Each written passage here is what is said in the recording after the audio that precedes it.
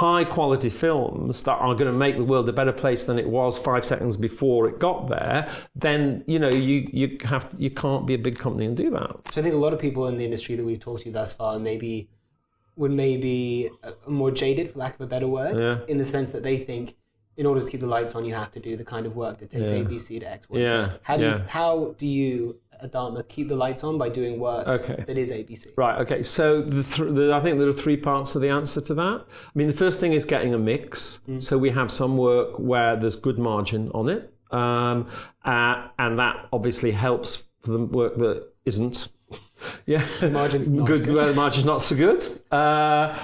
Secondly is on the projects we take on, insofar as we can, minimizing the financial exposure in the early stages, so that when the film is finished and goes to market, as it were, that we have a reasonable chance there is going to be some future revenue from it, right? Which is obviously different than the conventional television commissioning model. Is minimizing financial exposure lowering the budget or shifting the financial risk to other investors? Well, it's a combination of making it of that, and also putting some of the risk up probably on the filmmaker as well. No, you can't expect to pay £1,000 a week for 52 weeks. That's just not going to happen. If you want to make this film, I can help you do this film, but I can't. Look at the figures yourself.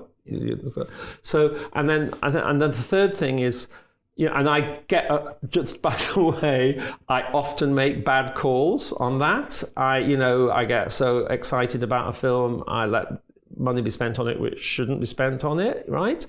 And directors do things which we probably come back to this later, but do things which I can see are the right thing to do, editorially and creatively, but they're just definitely not the right thing to do financially. So I just want to emphasize, I don't always get it right by any means. And then, so just that was my second point anyway, is that you try to minimize your risk. And the third thing is, keep it small. Yeah. I mean, I don't mind that we are a small company, right? I don't have, I haven't got any. I wouldn't mind if it was bigger, and I wouldn't mind if it was slightly more financially secure than it is, but I don't want size for its own sake, right? I mean, it's partly, it's partly sort of what stage I am in my career. It's partly a question of, personal preference, but, keeping it small is sort of part of the trick of keeping it on the road. Because with more size, there's more risk, of course. But it isn't just risk, because your question was, how do we stop getting entertaining ABC into XYZ?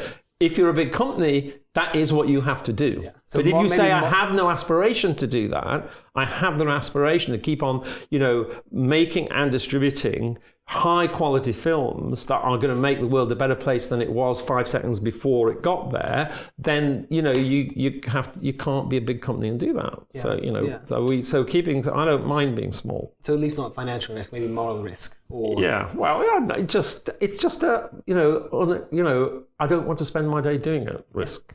A life approach. Yeah. And